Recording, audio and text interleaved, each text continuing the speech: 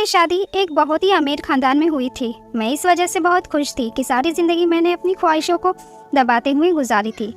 मुझे पैसों की कदर और कीमत का अंदाज़ा था। हमने अपने पापा और मम्मी से हमेशा 2-2 रुपए के लिए मार खाई थी। जब मेरी शादी हुई तो अमीर घराने में मैंने किसी से कुछ नहीं कहा, किसी से कुछ नहीं पूछा कि मेरी शादी किससे करवाई जा रही है। मुझे तो बस इस बात की खुशी थी कि मैं ब्याह कर इस जेल से निकलकर एक बड़े से महल में जाऊंगी, जहां आगे पीछे नौकर मेरी सेवा करेंगे और मैं बस उनको हुक्म दिया करूंगी। बात भी ऐसी ही थी। मेरी बारात मेरे घर के अंदर दाखिल हुई तो मैं सोच नहीं सकती थी कितने स्मार्ट और महंगे महंगे कपड़े वाले लोग जो मेरे घर पर आए हैं वह मेरे ससुराल वाले हैं। उन सबके चेहरे पर बहुत ही खूबसूरती और चमक धमक थी। हमारा मोहल्ला तो गरीबों का मोहल्ला था। हमने तो मेकअप भी सस्ता वाला करा रखा था। लेकिन जब यह लोग मुझे ब्याह कर अपने घर ले गए, मैं उस घर को तो देखते ही रह गई थी। घर क्या था, राजा महाराजाओं जैसा महल था। दुनिया जहान की रोशनी और खूबसूरती उस महल में बिखरी पड़ी थी। मुझे लगा मैं किसी नई दुनिया में आ गई हूँ। अब घर में आने के बाद मुझे सबसे पहले अपने पति को देखने की जल्दी थी, क्योंकि मेरी माँ और पापा ने मुझे मेरे पति की फ़ोटो भी नहीं दिखाई थी। बस कहा था कि तुम हमारी अच्छी बेटी हो और अच्छी बेटियाँ अपने पति को देखने की जिद नहीं करती। हालांकि लड़कियों को यह हक है कि वह अपने होने वाले पति को देखे, पर मेरे पापा ने और मेरी माँ ने यह हक मुझसे छीन लिया था। जब मैं अपने ससुराल में दाखिल हुई तो मेरा स्वागत मेरे पति के बजाय मेरी सास ने किया था और मुझे मेरे पति के कमरे में बिठाने की बजाय मेरी सास के कमरे में बिठाया गया था। मैं समझी थी कि शायद उन लोगों ने कोई रस्म करना होगा। फिर कुछ और लड़कियां उस कमरे में आई, छोटी मोटी रस्में की, पर मेरे पति ने चेहरे से सेहरा नहीं हटाया। मैं तो खुद नजरें झुकाकर बैठी हुई थी। मैं अपने पति को उस वक्त नहीं देख सकती थी, पर मैं किस्मत की मारी, मुझे क्या पता था कि अब मेरी मुश्किलों का दौर शुरू हो चुका है। सब लड़कियों के कमरे से जाने के बाद मैं उम्मीद कर रही थी कि मेरी सास मुझे उठाकर मेरे शौहर के कमरे में ले जाएंगी, मगर ऐसा कुछ भी नहीं हुआ। वह कमरे को बाहर से बंद करके चली गई। मैं पीछे उनका इंतजार करती रह गई। लगभग आधा घंटा बीत चुका था। जब मेरी सास ना आई तो मुझे फिक्र होने लगी, कहीं मुझे बंद करके तो नहीं चली गई हैं। दिमाग में अजीब अजीब से ख्याल आ रहे थे। पति से मिलने की भी जल्दी थी, क्योंकि शादी के बाद हर औरत की यह ख्वाहिश होती है कि उसका पति उससे मोहब्बत करे और अपनी मोहब्बत का इजहार करे, उसकी खूबसूरती की तारीफ करे, उससे ढेर सारी प्यार भरी बातें करे। पर यहाँ तो ऐसा कुछ भी नहीं हो रहा था। बैठे बैठे मेरी कमर अकड़ने लगी थी। इससे पहले कि मैं बेड से उठकर दरवाजे तक जाती, कमरे का दरवाज़ा जोर से खुला और मेरी सास किसी तूफान की तरह कमरे के अंदर दाखिल हुई। लेकिन हैरत उस वक्त हुई जब उन्होंने कमरे को अंदर से कुंडी लगा दी। यह काम तो मेरे पति का होता है, मैं दिल से सोचने लगी। मैंने नजरें उठाकर अपनी सास की तरफ देखा तो वो मेरे करीब आकर बैठ चुकी थी। मेरे साथ मुझे बहुत ही गौर से देख रही थी। फिर थोड़ी देर बाद बोली, बेटा, मैं अच्छी तरह जानती हूँ कि तुम्हारे मन में क्या चल रहा है। तुम यही सोच रही हो कि मेरा पति कमरे में अब तक क्यों नहीं आया और मेरी सास बार बार कमरे में क्यों आ जाती है और तुम एक कमरे में बंद कर देती है। बस बेटी, मैं नहीं जानती, मैं नहीं चाहती कि तुम्हारी खूबसूरती को किसी की नज़र लगे। मैं तुम्हें तुम्हारे पति के पास भेजूंगी, ज़रूर भेजूंगी, पर अभी उसका टाइम नहीं आया है। तो फिलहाल मेरे कमरे में बैठो और हाँ, ऐसा करो कि यह कपड़े बदल लो और कोई कंफर्टेबल से कपड़े पहन लो ताकि तुम्हें सोने में आसानी रहे। मेरी सास बहुत अच्छी थी। उनके चेहरे से ही शराफत नज़र आ रही थी। पूजा पाठ में भी बहुत ज़्यादा विश्वास रखने वाली थी। मुझे भी खुशी हुई कि चलो अच्छी बात है कि मेरी सास बहुत ज़्यादा मॉडर्न नहीं है, क्योंकि मैं खुद सीधी सादी और गरीब सी लड़की थी। मॉडर्न घर आती तो मेरी ज़िंदगी मुश्किल हो जाती। वैसे भी मुझे अभी तक फैशन करना, मेकअप करना तक नहीं आता। खामोशी से बैठी रह गई। मैंने कपड़े बदल लिए और फिर थोड़ी देर भगवान के सामने खड़ी होकर अपने मन की तसल्ली की।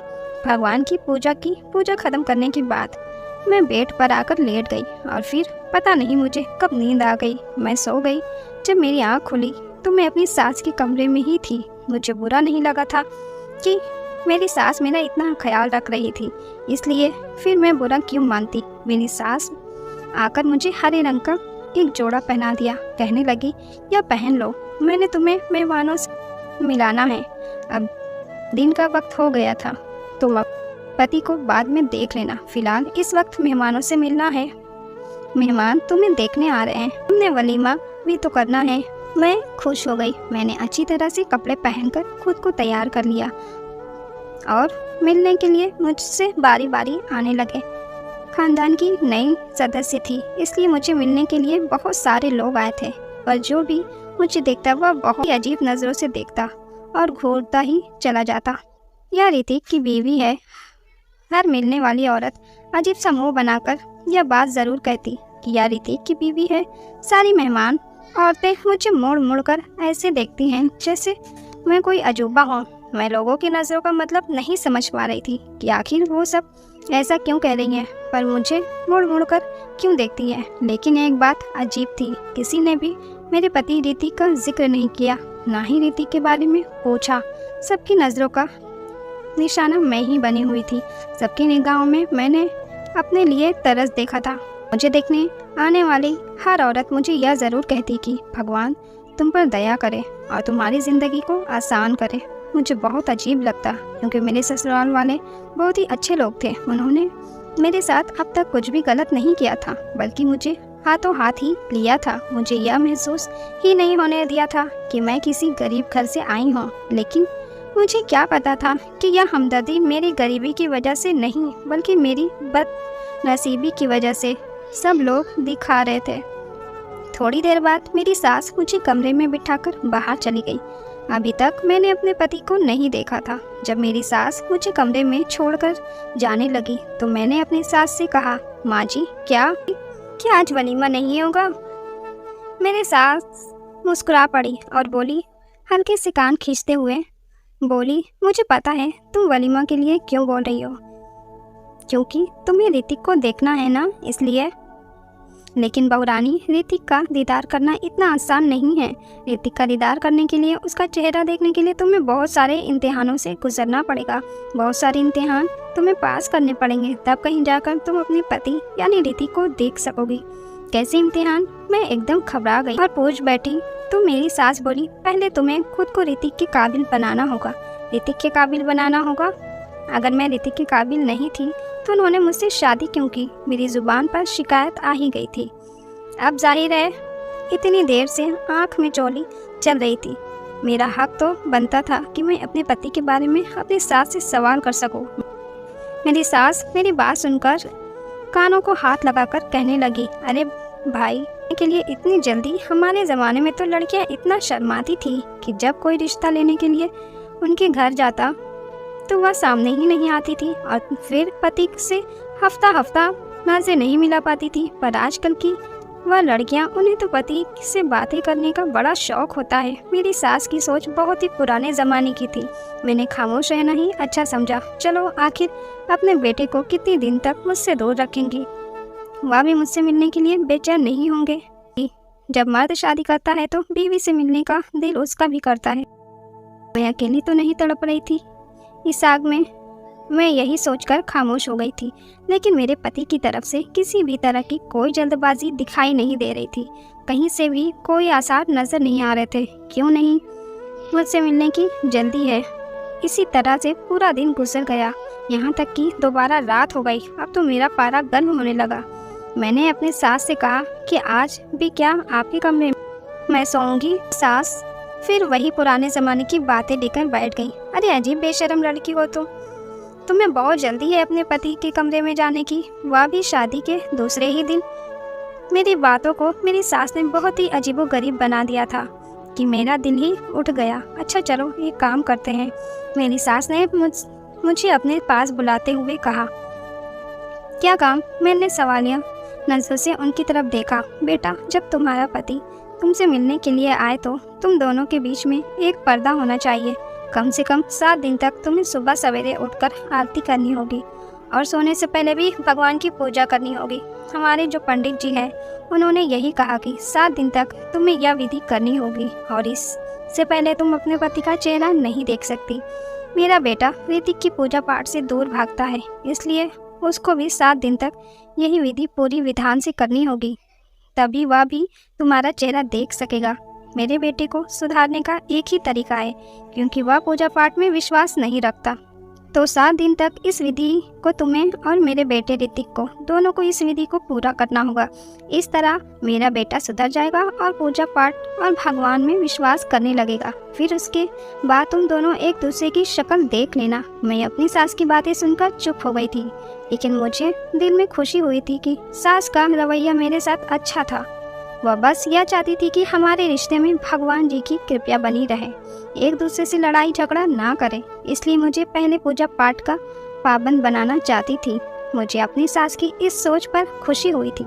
मैंने कहा ठीक है, मैं आज से ही यह विधि करना शुरू करूँगी। फिर उसी समय से भगवान जी की पूजा पाठ में मैं लग गई। मेरी लगन देखकर मेरी सास बहुत खुश हुई। कहती हैं तो बहुत अच्छी लड़की हो, भगवान तुम्हारी उम्र लंबी करे और मेरे बेटे ऋतिक के लिए तुम्हारे दिल में मोहब्बत पैदा करे।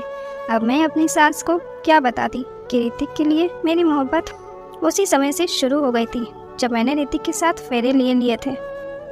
अभी एक ही दिन गुजरा था कि मेरी सास मेरे कमरे में आई और कहने लगी, बेटा पंडित जी ने कहा है कि तुम्हें एक दिन में 2 बार नहीं बल्कि 5 बार पूजा पाठ करना पड़ेगा।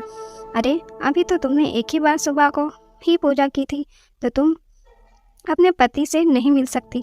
मैं उदास हो गई, लेकिन फिर मैंने सोचा चलो कोई बात नहीं, अपने पति के लिए दिन में 5 बार भी पूजा कर सकती हूँ।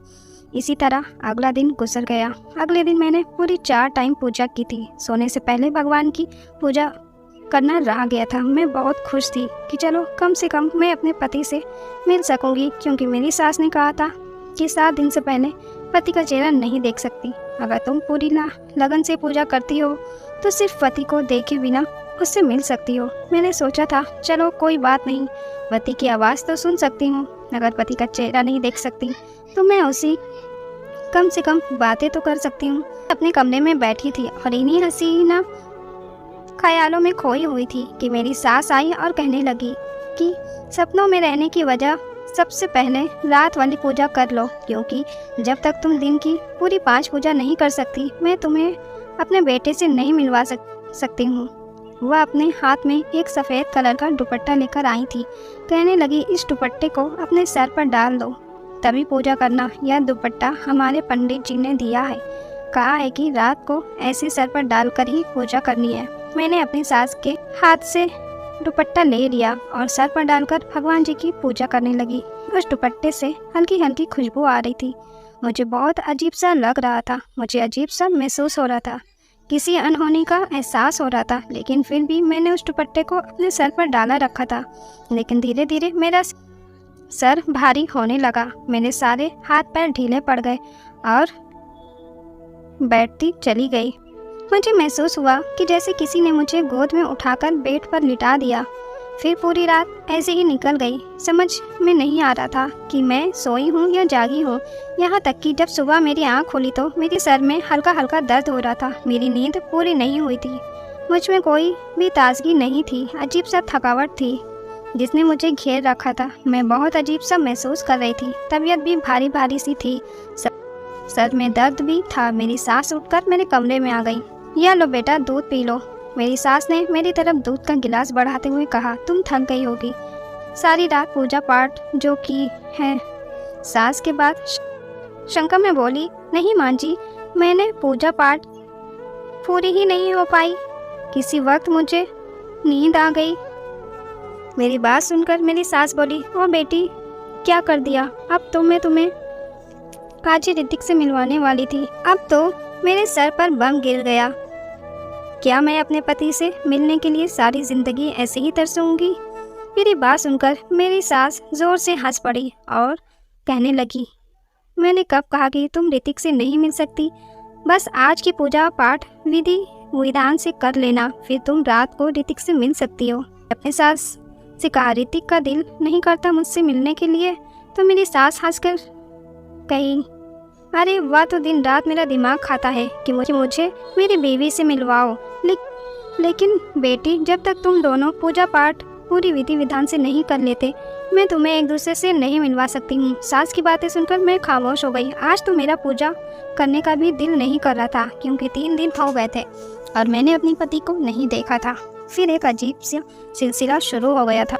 वह दिन मैं 4 बार पूजा करती, लेकिन रात की पूजा के बाद मेरी सास मेरे कमरे में आती और कहती कि बेटी, आज मैं तुम्हारे लिए फला चीज़ खाने को लाई हूँ, या तुम खा लो। मैं वह चीज़ खा लेती और उसे खाते ही मुझे नींद आ जाती। मेरी सास कभी खजूर लेकर आती, तो कभी दूध की प्याली, तो कभी खीर, कभी दूध, तो कभी शरबत। सास की लाई हुई चीज़ को खाते ही नींद के आगोश में मैं चली जाती थी। पूरी रात सोई रहती, ना जागती रहती। बस ऐसा लगता कि मेरे पास कोई है। मैं किसी को अपने आगोश में महसूस करती थी। लेकिन एक रात मैंने सोच लिया था कि मैं सच्चाई जानकर रहूंगी। फिर रात को मेरे पास कौन आता है और मेरी सास मुझे रुलाने वाली चीज़ें क्यों खिला देती हैं। रात होते ही जैसे ही मेरी सास मेरे पास आई और कहने लगी, बेटा, मैं तुम्हारे लिए जूस लाई हूँ, इसे पी लो, तुम्हें ताकत मिलेगी। देखो दिन पर दिन कैसे कमज़ोर होती जा रही। मैंने जूस की तरफ देखा भी नहीं और अपनी सास से बोली, नहीं माँ जी, आज जूस पीने का बिल्कुल भी मन नहीं कर रहा है, आप इसे वापस ले जाएं। रात वाली पूजा करने जाती हूँ। लगभग एक हफ्ते से कोशिश कर रही थी कि रात वाली पूजा को पूरा कर लूँ, लेकिन मैं रात वाली पूजा कर ही नहीं पाती थी। इससे पहले ही मुझे नींद आ जाती थी। इसलिए आज मैंने सोच लिया था कि कुछ भी नहीं खाऊंगी, ना पीऊंगी और पूजा पूरी करूँगी। मेरी सास मुझे तुम करते हुए बोली, कोई बात नहीं, पूजा कर लेना, लेकिन पहले यह जूस पी लो। लेकिन मैंने अपनी सास को कहा दिया कि मुझे जूस नहीं पीना। मेरे तेवर देखकर मेरी सास मुझे छोड़कर चली गई। वह समझ गई थी कि अब मैं उनके और बहकावे में नहीं आऊँगी। थोड़ी देर के बाद मेरी सास कमरे में दाखिल हुई। बहुत ही तेज़ परफ्यूम लगा रखा था। खुशबू मुझे कुछ पाए जानी सी लगी, लेकिन मैं अपनी नाक को बंद किए बैठी रही। थोड़ी देर बाद मेरी सास फिर कमरे में आई। मैं पूजा करने की तैयारी कर रही थी। मेरी सास के चेहरे से साफ लग रहा था कि मुझे जागता हुआ देखकर वह परेशान है।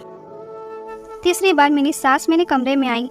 मुझे बहुत अजीब लग रहा था कि मेरे सास मेरे कमरे में बार बार क्यों आ रही हैं। इस बार उनके हाथ में एक सफ़ेद रंग का चादर भी था। कहने लगी, बहू, मैंने तुमसे कितनी बार कहा है कि पूजा करने से पहले यह सफ़ेद चादर ओढ़ लिया करो। या लो, मैं तुम्हारे लिए नई चादर लाई हूँ, इसे ओढ़ लो। मैंने सोचा, आखिर चादर ओढ़ने में क्या हर्ज है। मैंने अपनी सास के हाथ से वह चादर लेकर अपने सर पर डाल ली और फिर मेरे साथ वही हुआ जो मैं बिल्कुल नहीं चाहती थी। चादर ओढ़ते ही मेरे ऊपर बेहोशी सवार होने लगी, नींद आने लगी और फिर मैं सो गई। इस कदर गहरी नींद की जब मेरी आँख खुली तो सुबह के लगभग 8 बज रहे थे। मुझे लेट उठना बिल्कुल भी पसंद नहीं था, लेकिन फिर भी आज मैं लेट उठी। लेकिन इतना लेट उठने के बावजूद भी मेरा मूड बिल्कुल भी ख़राब नहीं था, बल्कि बहुत अच्छा था, क्योंकि मुझे पता था कि अब आगे मुझे क्या करना है, मेरा अगला कदम क्या होगा। अपनी सास की चालाकी उस समय से बचकर निकलना है। मैंने सोच लिया था कि अब यह पर्दाफाश करके ही रहूँगी। मैंने ऐसा ही किया। रात का वक्त हो गया। रात होते ही मेरी सास की आवाज़ आई, मेरे कमरे में बढ़ने लगी। मैंने बिस्तर पर तकिया रखा और वहीं लेट गई। मैंने सोने का नाटक करना था। मेरी सास रोज़ मुझे किसी न किसी बहाने से सुला देती थी। आज मैं खुद ही सो गई। अपनी सास को दिखा दिया कि मैं सो चुकी हूँ, ताकि वह मुझे सुलाने के लिए कमरे में ना आए। अभी 10 मिनट गुजरे होंगे मुझे सोने का नाटक करते हुए। कमरे के अंदर हलचल महसूस हुई। मेरे कमरे का दरवाज़ा खुला, फिर कुंडी लगाने की आवाज़ आई। किसी के भारी कदमों की आवाज़ मेरे कानों में पड़ रही थी और मैं आंखें खोलकर देख नहीं सकती थी। फिर मैंने देखा कोई धीरे धीरे चलते हुए मेरे करीब आया। या कोई मर्दाना कदम थे जो मुझे महसूस हो रहे थे। तभी मेरे कान एकदम से खड़े हो गए थे, क्योंकि किसी ने मुझे छुआ। मुझसे बर्दाश्त नहीं हुआ। मैंने अपनी आंखें खोलकर सामने देखा, जो कि ना काबिले बर्दाश्त था। सामने खड़े इंसान को देखकर मेरे सर पर आसमान गिर पड़ा। मैं सोच भी नहीं सकती थी मेरी सास मेरे साथ इतना बड़ा धोखा कर सकती हैं। मेरी आंखों से टप टप आंसू बहने लगे। मैंने के बारे में क्या क्या सोचा था और मेरे साथ क्या हो गया है भगवान। फंस गई हूँ। मैंने दिल ही दिल में सोचा। मेरे दिल की धड़कन तेज हो चुकी थी। मैं बेड से उतरकर किसी बात की परवाह ना करते हुए कमरे से बाहर और भागते हुए बाहर आ गई। मेरी सास ने मुझे देखा तो वह हक्का बक्का रह गई। उनके चेहरे का रंग पीला पड़ गया। मचलती हुई अपनी सास से बोली, आपने मेरे साथ इतना बड़ा धोखा किया, आपको शर्म नहीं आई? अगर मेरी जगह आपकी बेटी होती तब क्या करती? मेरी आंखों से लगातार आंसू बहा जा रहे थे। आपने अपनी औलाद पैदा करने के लिए यह सब कुछ किया। मैं सोच भी नहीं सकती थी कि आप लोग इतना नीचे गिर जाएंगे, इतने घटिया निकलेंगे। मेरी बात सुनकर मेरी सास मेरे पास आई और मेरे हाथ को थामते हुए कहने लगी, बेटी भगवान के लिए ऐसी बातें ना करो। मैंने तुम्हारा चेकअप करवाया है। तुम थकी थकी से रहती हो, तुम्हें चक्कर आते हैं। तुम्हें याद है ना, उस दिन हमारे घर एक दाई आई थी, उसी ने तुम्हारा चेकअप किया था। उसने बताया कि तुम उम्मीद से हो। मेरी सास ने मेरे सर पर एक और बम फोड़ दिया। या कहकर या क्या कह रही हैं आप? आपने तो कहा था कि मेरे बेटे से मिलने के लिए तुम्हें ना जाने क्या क्या इम्तिहान पास करने पड़ेंगे। फिर मैं पेट से कैसे हो गई?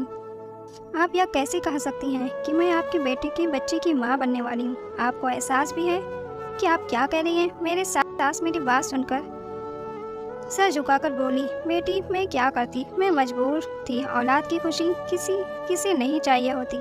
अगर मैंने उसके लिए थोड़ी सी हेरा फेरी कर ली तो मुझे माफ़ कर दो।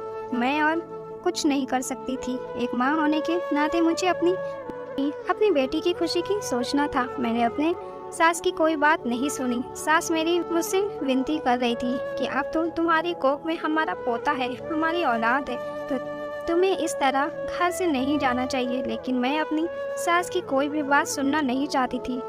इतने बड़े धोखे के बाद मैं इस घर में रहती यह मुझे बिल्कुल भी गवारा नहीं था। मैंने अपने आप को कमरे में बंद कर लिया और अपना सामान पैक करने लगी और फिर सीधा अपने माँ बाप के घर आ गई। माँ बाप को भी मैंने सारी कहानी सुनाई। मेरी माँ यह बात सुनकर हक्का बक्का रह गई। बोली कि बेटी हमें माफ़ कर दो। हमें यह सब पता था, लेकिन हमने तुम्हें यह बात जानबूझकर नहीं बताई थी। मैं सोच भी नहीं सकती थी कि मेरी माँ मेरे साथ ऐसा कर सकती हैं। मैंने कहा, आप लोग तो मेरे अपने थे, फिर आप लोगों ने मेरे साथ इतना बड़ा धोखा क्यों किया? मैं रोने लगी तो मेरी माँ ने हाथ थाम लिया। कहने लगी, बेटा हमें माफ़ कर दो, हम मजबूर थे। तुम्हें तो पता है कि बेटियों के माँ बाप हमेशा कितने मजबूर होते हैं। अपनी माँ की बात सुनकर मैं चीख पड़ी। मैं बोली, आप मजबूर नहीं थे, आप लालची थे। मेरी बात सुनकर मेरी माँ रो पड़ी। मुझे उनको इस तरह कहना अच्छा नहीं लग रहा था, लेकिन मैं क्या करती, क्योंकि उन्होंने मेरे साथ बहुत बड़ा धोखा किया था। तभी घर के दरवाजे पर दस्तक हुई। बाहर खड़ी मेरी बड़ी बहन थी। उसका हुलिया देखकर लग रहा था कि वह भी अपने पति से लड़कर आई है। यह सब देखते ही मेरा दिल बैठने लगा। मैंने कहा, तुम भी अपने घर में सुकून से नहीं हो। तुमको सुकून नहीं तो मुझे कैसे हो सकता है? तुम्हारी शादी तो इतने बड़े घर में हुई है, फिर भी तुम खुश नहीं हो, तो मैं कैसे खुश रह सकती हूँ? हमारे घर में रुपए पैसे की तंगी है, रोज घर में लड़ाई झगड़े होते हैं। मेरा पति मुझे मारता पीटता है। एक वक्त की रोटी के लिए हम लोग तरस जाते हैं। अब हम दोनों बहनें अपने माँ बाप के घर बैठ गए थे। मुझे लगने लगा था कि मैं अपने माँ बाप पर जुल्म कर रही हूँ। रात को सोने के लिए लेटती तो वही सब मंजर मेरी आंखों के सामने घूमने लगा था। जब मेरे कमरे में कोई आया था और मैं चीख कर अपनी सास के पास पहुंच गई थी। मेरे कमरे में आने वाला कोई और नहीं बल्कि मेरा पति था। मेरा पति इतना बदसूरत था, उसकी शक्ल देखते ही मेरे सर पर आसमान गिर पड़ा था। मेरा पति जन्म से ही इतना बदसूरत था या फिर बाद में किसी दुर्घटना से ऐसा हुआ था, लेकिन जो भी था बहुत ज़्यादा बदसूरत था मेरा पति। यही सब सोचते सोचते मेरा दिल घबराने लगा। एकदम से उठकर बैठ गई। मुझे लगा कि मैं अपने माँ बाप के साथ बहुत गलत कर रही हूँ। मेरे माँ बाप जो भी किया वह मजबूरी में किया, क्योंकि हम बहुत गरीब लोग थे और गरीब की लड़की ब्याने कोई नहीं आता, सब दहेज के लालची होते। अगर मेरा पति बदसूरत है तो क्या हुआ? मुझे उसकी सूरत देखकर डर तो बहुत लगा था। मैं बेहोश होते होते बची थी और यही बात मेरे माँ बाप ने मुझसे छुपाई थी, लेकिन वह क्या कर सकते थे? मेरे माँ बाप की मजबूरी थी और मेरी सास की भी मजबूरी थी। वह भी अपने बेटे की खुशी चाहती थी, अपने खानदान की वारिस चाहती थी। यह बात मेरे पति ने मेरी माँ से कही थी कि मेरे चेहरे को मेरी पत्नी से छुपा कर रखा जाए। क्योंकि इतने बदसूरत इंसान के साथ कोई भी लड़की रहना पसंद नहीं करेगी। फिर मैंने अपने माँ बाप की गरीबी और मजबूरी को देखते हुए एक फ़ैसला कर लिया, बदसूरत पति के साथ रहने के लिए तैयार हो गई। मैंने अपना सामान बांधा और वापस अपने ससुराल लौट गई थी, जहाँ मेरा पति और मेरी सास मेरा इंतज़ार कर रही थी। मेरे पति का सर मेरे सामने झुका हुआ था और वह मुझसे माफ़ी मांग रहे थे। मुझे माफ़ कर दो, मैंने तुम्हारे साथ बहुत बुरा किया है, तुम्हें धोखा दिया है, तुम्हारी उम्मीदों और ख्वाबों को तोड़ा है, लेकिन यकीन करो मैं दिल का बहुत अच्छा हूँ, तुम जैसा चाहोगी मैं वैसा ही करूँगा। मेरी सास भी मुझसे माफ़ी मांग रही थी, कहने लगी बेटा हमें माफ़ कर दो, हमारी मजबूरी थी। कौन माँ ऐसी होगी क्यों नहीं चाहेगी कि उसके बेटे का घर बस जाए और उसके खानदान को वारिस मिले। मैंने अपनी सास को अपने पति को माफ़ कर दिया। यह तो मुझे पता था कि ऋतिक एक बहुत अच्छे पति साबित होंगे और मेरा बहुत ज़्यादा ख्याल रखेंगे। अब तो जो भी था जैसा भी था, ऋतिक ही मेरे पति थे, इसलिए मैंने अपने पति को माफ़ कर दिया और अपने पति के घर पर ही रहने का फैसला कर लिया था। तो दोस्तों, आपको हमारी कहानी कैसी लगी? क्या निशा ने फैसला किया वह सही था या गलत? अपनी राय कमेंट बॉक्स में ज़रूर बताएं। आप कहानी पसंद आई हो तो प्लीज़ लाइक करें, चैनल को सब्सक्राइब करें। धन्यवाद।